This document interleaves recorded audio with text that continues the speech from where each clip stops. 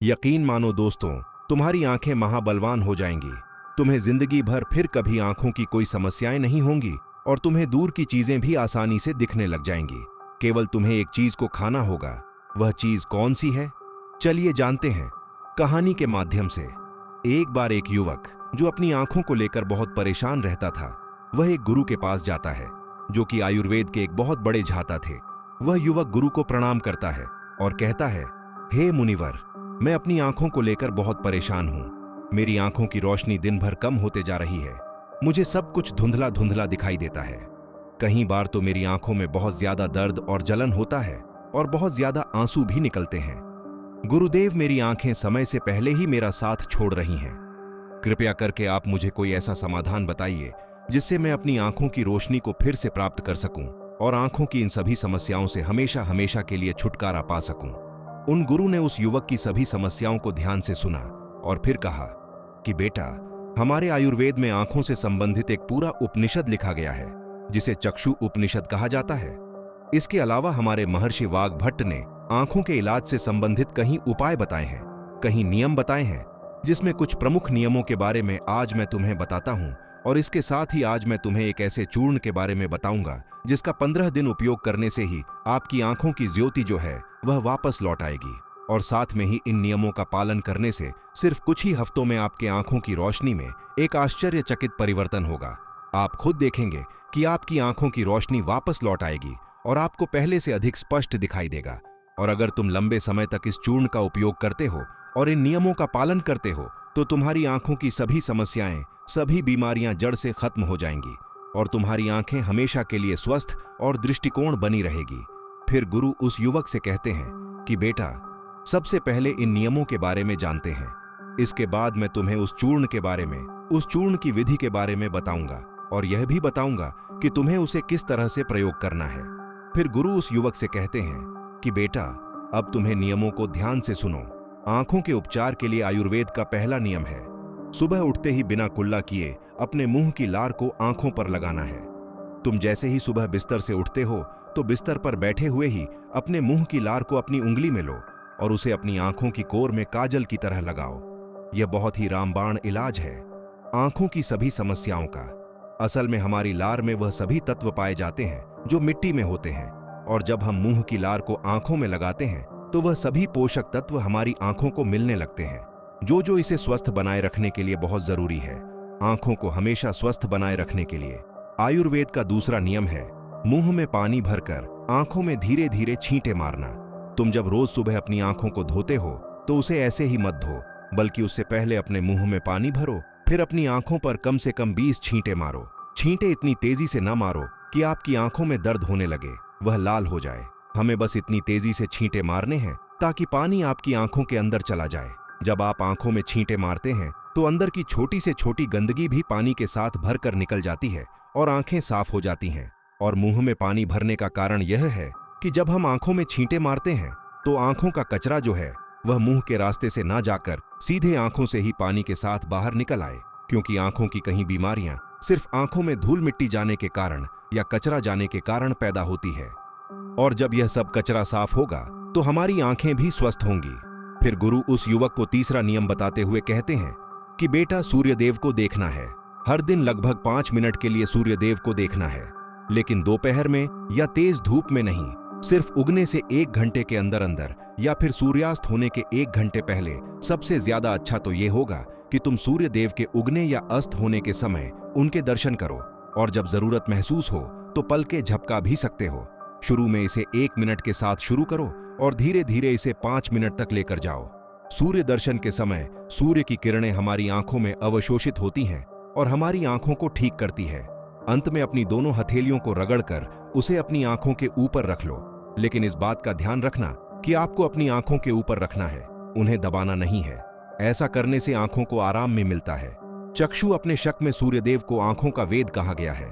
फिर गुरु उस युवक को अगला नियम बताते हुए कहते हैं कि आंखों का व्यायाम करो। आप इसे किसी भी समय कर सकते हैं, लेकिन सुबह और सोने के पहले करने से यह ज्यादा फायदा देता है। इसके लिए सबसे पहले तो अपनी आंखों को 10 बार ऊपर नीचे करो, 10 बार ऊपर करो और 10 बार नीचे करो। जितना हो सके उतना ऊपर करो और जितना हो सके उतना ही नीचे लो। लेकिन इस बात का ध्यान रखना है कि आंखों के साथ सर नहीं घूमना चाहिए। सर स्थिर होना चाहिए। सिर्फ और सिर्फ आपकी आंखें घूमने चाहिए। आंखों को ऊपर नीचे करने के बाद आंखों को 10 बार बाईं ओर और 10 बार दाईं ओर लेकर जाओ। इसके बाद 10 बार आंखों को ऊपर कोने की ओर और 10 बार आंखों को निचले कोने की ओर लेकर जाओ। इसके बाद आंखों को गोल गोल घुमाते हुए एक वृत्ताकार आकृति बनाने का प्रयास करो। आंखों को 10 बार दाहिनी ओर गोल गोल घुमाएं और 10 बार बाएं ओर गोल गोल घुमाएं। फिर सबसे जरूरी व्यायाम, अपने हाथ के अंगूठे को अपनी दोनों आंखों के बीच में रखो और अपने नाखून के हिस्से को देखो और बिना ध्यान हटाए धीरे धीरे अपने अंगूठे को दूर लेकर जाओ। इस दौरान आपका पूरा ध्यान अंगूठे के नाखून पर होना चाहिए। जैसे ही अंगूठा दूर जाए तो सारा ध्यान अंगूठे से हटाकर उसके पीछे वाली चीज पर लगाओ। फिर वापस अंगूठे के नाखून पर ध्यान केंद्रित करो और फिर उसे धीरे धीरे अपने नाक के पास लो। इस प्रक्रिया को तुम्हें 10 बार दोहराना है और फिर इसके बाद अपने दोनों हथेलियों को रगड़कर अपनी दोनों आंखों को ढक लेना है और आंखों को आराम देना है। दरअसल हमारी आंखों के आसपास बहुत सारी मांसपेशियां होती हैं जो हमारी आंखों को चलाती है, उन्हें नियंत्रित करती है। बिना व्यायाम के यह मांसपेशियां कमजोर पड़ जाती हैं, लेकिन इस व्यायाम को करने से तुम्हारी आंखों की मांसपेशियां मजबूत होती हैं और वह अपनी कोई भी ताकत दोबारा हासिल कर सकती है। फिर गुरु अगला नियम बताते हुए कहते हैं कि शरीर को साफ रखो, क्योंकि शरीर साफ तो बीमारियां साफ। आयुर्वेद के नियम के अनुसार यदि हमारा शरीर भीतर से साफ है तो हमें कोई बीमारी नहीं हो सकती है। अगर हमारी आंत साफ है और उनमें कोई भी पुराना भोजन जमा नहीं हुआ है तो हमारा पेट सुबह एक बार में ही साफ हो जाता। हमें कब्ज की समस्या कभी नहीं होती है, तो हमारा हर एक अंग स्वस्थ रहेगा और हमारी आंखें भी स्वस्थ रहेंगी। अपने शरीर को अंदर से स्वस्थ रखने के लिए तुम्हें रोज 16 घंटे का उपवास या फिर एक दिन 24 घंटे का उपवास करना चाहिए। फिर गुरु उसे आगे बताते हुए कहते हैं कि बेटा अपनी आंखों को त्रिफला के जल से धो लो। त्रिफला एक बहुत ही प्रसिद्ध आयुर्वेदिक औषधि है। महान आशी वाग भट्ट ने त्रिफला को इंसानी शरीर के लिए अमृत तुल्य बताया है। त्रिफला जैसे ही उसका नाम है, यह 3 फलों से मिलकर बना है। पहला है आंवला, दूसरा है बहेड़ा और तीसरा है हरण को बनाते समय इन तीनों की मात्रा का ध्यान रखना बहुत आवश्यक है। त्रिफला बनाने के लिए आंवला, बहेड़ा और हरण का अनुपात 1:2, 2:1 और 3:1 होना चाहिए। यानी आंवला 3 गुना, बहेड़ा 2 गुना और हरड़ 1 गुना होनी चाहिए। इन तीनों को सूखाकर इनके बीज निकालकर इसे अच्छे से पीस कर मिला लीजिए। इस तरह से त्रिफला का चूर्ण तैयार हो जाता है। फिर इसे किसी मिट्टी के बर्तन में रख दीजिए और 1 चम्मच त्रिफला चूर्ण को 2 गिलास पानी में रात में भिगो कर रख दें और सुबह उसे छानकर अपनी आंखों को उससे धो लीजिए। ऐसा करने से बहुत ही तेजी से आंखों की सभी समस्याओं में आराम मिलता है और आंखों की रोशनी बहुत ही तेजी से बढ़ती है। त्रिफला सिर्फ आपकी आंखों के लिए नहीं बल्कि हमारे शरीर के लिए भी बहुत फायदेमंद होता है, क्योंकि यह वात, पित्त और कफ तीनों दोषियों को नियंत्रित करता है। शरीर को साफ करने के लिए त्रिफला को 2 तरीके से लिया जा सकता है, एक रात को और दूसरा सुबह। अगर आप त्रिफला सुबह लेते हैं तो गुड़ या शहद के साथ लो, और यदि आप त्रिफला को रात में लेते हैं तो दूध के साथ या फिर गर्म पानी के साथ इसे ले सकते हैं। रात में दूध या गर्म पानी के साथ जो त्रिफला खाया जाता है वह हमारे शरीर को साफ करने का काम करता है, गंदगी बाहर निकालता है। और सुबह जो गुड़ या शहद के साथ त्रिफला खाया जाता है यह पोषक तत्व का काम करता है, यानी कि पोषक तत्व प्रदान करता है। इसीलिए जो व्यक्ति स्वस्थ है, जिन्हें कब्ज या पेट से जुड़ी हुई कोई भी दिक्कत नहीं है, वह त्रिफला को दिन में खा, और जिन्हें पेट की सफाई करनी है, कब्ज की समस्या रहती है, वह इसका सेवन रात को करें। फिर गुरु उस युवक को अगला नियम बताते हुए कहते हैं कि बेटा यह नियम बहुत ही लाभकारी है। इससे तुम्हारी आंखें और मन दोनों ही तेज बनते हैं।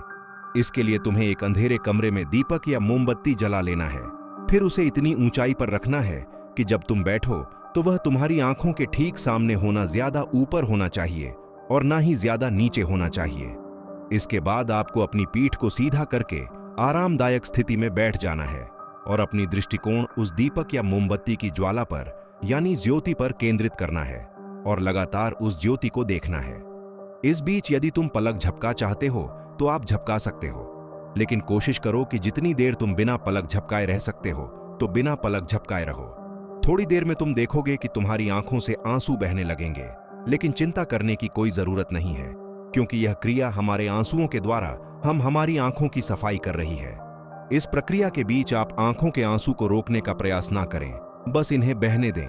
इस दौरान अपने हाथों से अपनी आंखों को भी स्पर्श नहीं करना है। जब यह प्रक्रिया पूरी हो जाए तब अपनी दोनों हथेलियों को रगड़कर धीरे धीरे अपनी आंखों के पास लेकर जाओ और आंखों को ढक लो। यह प्रक्रिया रोज रात को सोने से पहले कुछ मिनट के लिए करो। फिर तुम स्वयं देखोगे कि तुम्हारी आंखों की रोशनी दिन प्रतिदिन बढ़ती जा रही है। इस प्रक्रिया को करने से आपकी आंखों की रोशनी के साथ साथ आपकी एकाग्रता भी बढ़ती है। फिर गुरु उस युवक को अगला नियम बताते हुए कहते हैं कि किसी भी ठंडी सब्जी जैसे खीरा, लौकी और आलू के छोटे छोटे टुकड़ों को कुछ मिनट तक अपनी आंखों के ऊपर रखो।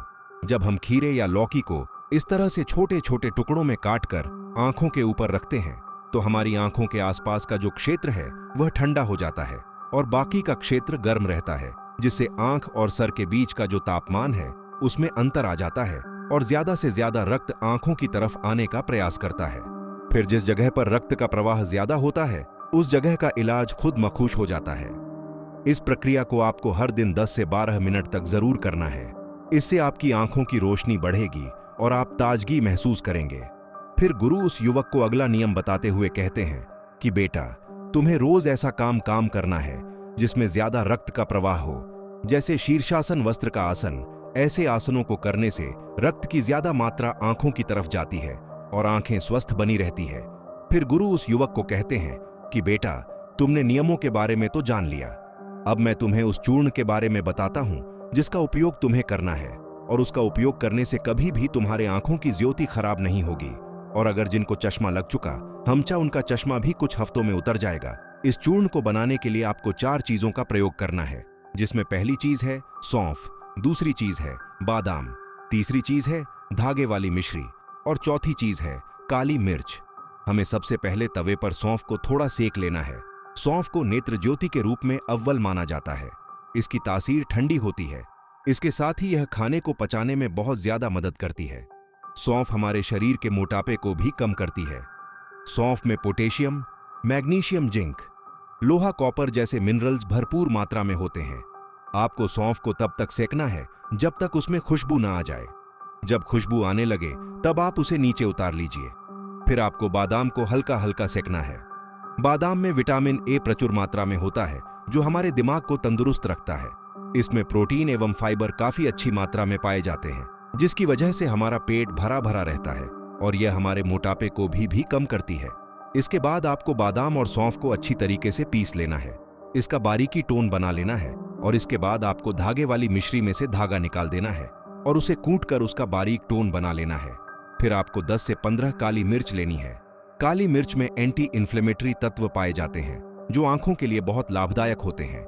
इसके साथ ही काली मिर्च जीवाणु रोग और इम्यूनिटी बढ़ाने में सहायक होती है, जिससे आंखों की रोश मजबूत बनती है।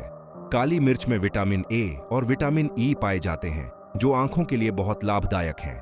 काली मिर्च को भी आपको अच्छी तरीके से कूट लेना है, उसका भी बारीक चूना बना लेना है।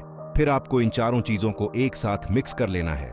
फिर आपको इस चूर्ण को 1 चम्मच गुनगुने पानी में या फिर 1 गिलास दूध में सुबह सुबह खाली पेट लेना है। इसको लेने से आपकी आंखें बिल्कुल स्वस्थ रहेगी और साथ ही साथ आपका पेट भी बिल्कुल साफ होगा। आप अच्छी तरह से फ्रेश हो पाएंगे।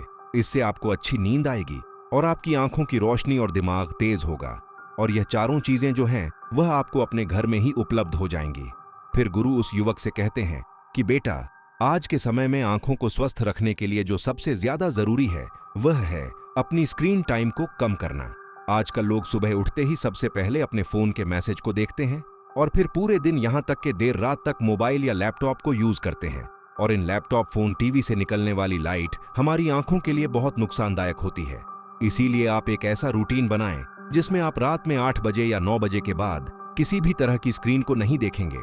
ऐसा करने से आपकी आंखों को तो आराम मिलेगा ही साथ आपकी नींद जो है वह गहरी हो पाएगी और अगले दिन आपका रोना महसूस करेंगे।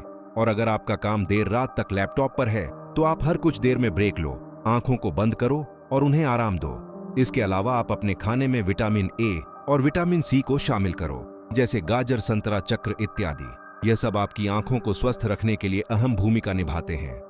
एक बार एक आयुर्वेदिक गुरुजी के पास एक लड़का आता है और वह उन गुरु से कहता है कि हे गुरुवर, मेरा पाचन तंत्र सही नहीं रहता है। मैं जो कुछ भी खाता हूं वह मुझे हजम नहीं होता है। इसकी वजह से मुझे गैस की समस्या बनी रहती है। मुझे ऐसे लगता है कि जैसे से मेरा पेट तो भरा भरा रहता है। पेट भरा भरा महसूस होने के कारण मुझे भूख भी बहुत कम लगती है। मेरे चेहरे पर दाग धब्बे रहते हैं, मुझे कब्ज की समस्या रहती है और मेरा पेट खुलकर साफ भी नहीं हो पाता है। गुरुदेव, मैंने इसके लिए बहुत सारी दवाइयां ली हैं, लेकिन फिर भी मुझे कोई आराम नहीं मिला। इसीलिए गुरुदेव, आप मेरी समस्या का हल मुझे बताएं। इसके बाद गुरु उस लड़के को कहते हैं कि जो भी तुमने मुझे अपनी समस्या बताई है वह सब तुम्हारे खाने के ना पचने के कारण हुई है। इसलिए तुम यह समझो कि तुम्हें अपने खाने को पचाने के लिए करना क्या होगा और वह क्या उपाय हैं जो तुम्हें करने होंगे ताकि तुम्हारा पाचन तंत्र जो है वह मजबूत बन सके।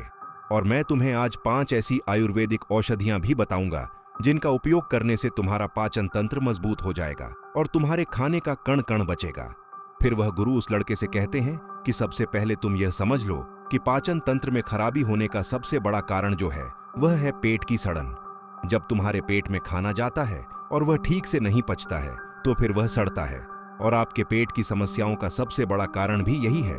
जब खाना पेट में जाकर पचने की जगह सड़ता है तो इससे ही आपको गैस की समस्या, एसिडिटी, भारीपन की समस्या होती है और आपको भूख लगना कम हो जाती है।